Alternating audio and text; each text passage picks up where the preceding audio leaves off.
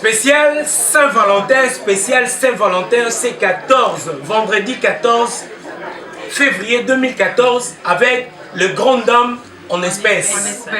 Balobi, ici c'est Paris, Balobi, bah vrai chéri. Bah Dieu a qui toko, t'as bis ce vendredi, le 14 février, na salon Wilson. Balobi, monika, bah Grand Dame bazar. Bah bis quoi en espèces quoi. Quand tu bien ça, bah yo ça va là. Donc, le 14 février, pour la spéciale Saint-Valentin avec la grande dame Bazar, Aurélie Nzimbu, Chida Iboula, Renat Kapaya, Bébé Koumes Bazar, le Mbappé, Chida Iboula, Bon, il va juste la soirée Saint-Valentin organisée entre filles, les grandes dames en espèces. Le 14, c'est vendredi 14 février, Bissono Tokut dans le salon Wilson. Pour la spéciale Saint-Valentin avec ma grande dame en espèces quoi. Si. Aurélie Nzimbo, Aurélie Nzimbo, le 14 février, nous avons organisé soirée Saint-Valentin. Donc, il y a belé, c'est là, couple, célibataire, il y a Valentin, Tom Sokuta, Valentine, Valentine fait moi Valentin. Donc, on appelle ça, moi, Chida Iboula à continuer. En organisation, il y a moi, il y a Aurélie, il y a Renat. Il y a Baby Messo, sans oublier Ombaka Songo, Azateme. Balobi, il y a Belé. Balobi, ce qui pose à la moi, c'était ou bien au Luka, il y a le 14 février, on a vendredi, on a tout le temps bisognos. Balobi, couple peu vraiment. Ma mère a parlé peu, mais ma peu John a quoi. Tout le temps bisognos. Baby Messo. Ndeka copine Nangaï, Aurélie Nzimbo Atoloba, donc soirée elle est organisée par les grandes dames en espèces. Bon, ils ont 5 en fait, il y a une de nous qui n'est pas là, mais Ombaka Songo, a zappé parmi Bisso. Soirée ils ont entré, ils ont 50 € couple. Après, so lingo est sous Yomoko, ils ont 30 €.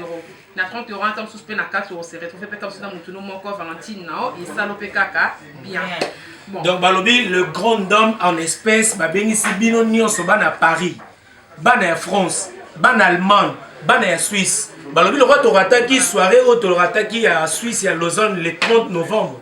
Bino tout ban Allemagne, Suisse to kutana na soirée avec le grand dame en espèces. C'est vendredi 14 février 2014. Babi le 14 février 2014.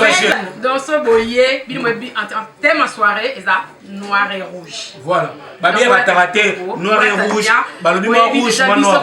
On a bisauté dans le CP là, surprise et belé, donc on s'est retrouvé, cadeau, couple, donc vous avez bien. Baby Koumesso, you invité Nani? On m'a invité surtout à Londres. Boya Ebele on Saint Valentine Days is coming soon. Yes. On a invité à Paris, tout, on a invité à Belgique, à Londres, Allemagne, Suisse, partout. Boya bo CP là. Quand la soirée là, ils pas la biso. Ata soko vandaka na kin. Futaka bien na yo. Ya soirée wana. En cause là dessus te ozonga bien.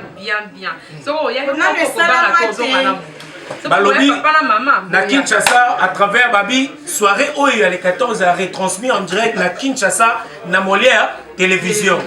Balobi, ngamoro nous lit un message na animation pour Migolo Balobi, Zoagé. Retransmission en direct, il y a Kinshasa na Molière télévision. Tu appelles la sœur Nabiso Basilengi, Obimios Boyebi, Azan na kata soirée. Malgré Camille Mankali sous-souté, mais le 14 février.